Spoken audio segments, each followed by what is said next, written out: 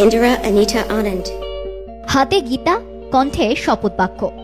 কানাডার প্রথম হিন্দু পররাষ্ট্রমন্ত্রী হিসেবে শপথ নিলেন আরও এক ভারতীয় বংশোদ্ভূত, নাম ইন্দিরা অনিতা আনন্দ। কানাডা প্রেসিডেন্ট কার্নির মন্ত্রিসভায় বিদেশ মন্ত্রকের দায়িত্ব সামলাবেন এই ভারতীয় বংশোদ্ভূত কন্যা।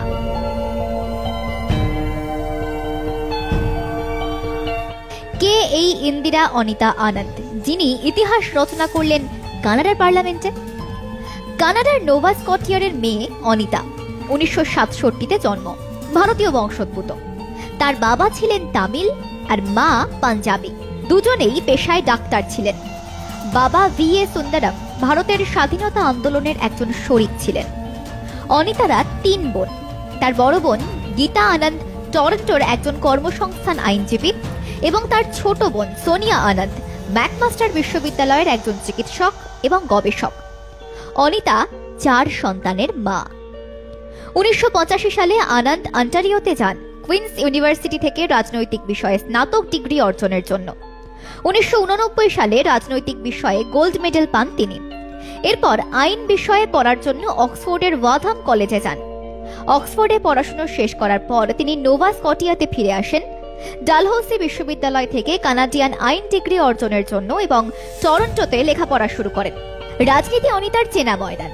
57 বছরের এই রাজনীতিক 2019 সালে প্রথম কানাডার পার্লামেন্টে পা রাখেন। এরপর মন্ত্রিসভার 4টি গুরুত্বপূর্ণ পদের দায়িত্ব সামলেছেন তিনি। কানাডার কুর্সিতে বসে একাধিকবার ভারতকে কূটনৈতিকভাবে চাপে ফেলার চেষ্টা করেছিলেন জাস্টিন ট্রুডো।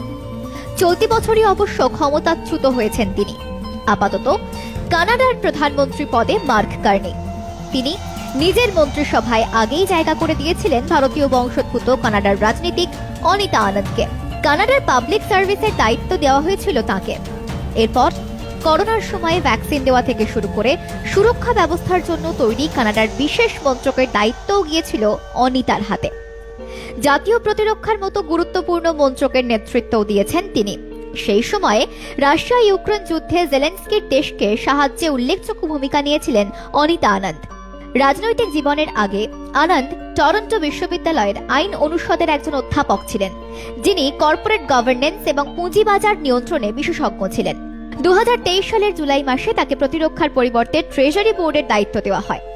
এরপর 2024 সালের সেপ্টেম্বর মাসে তাকে কানাডার পরিবহন এবং আন্তর্জাতিক বাণিজ্য মন্ত্রীর দায়িত্ব দেওয়া হয়।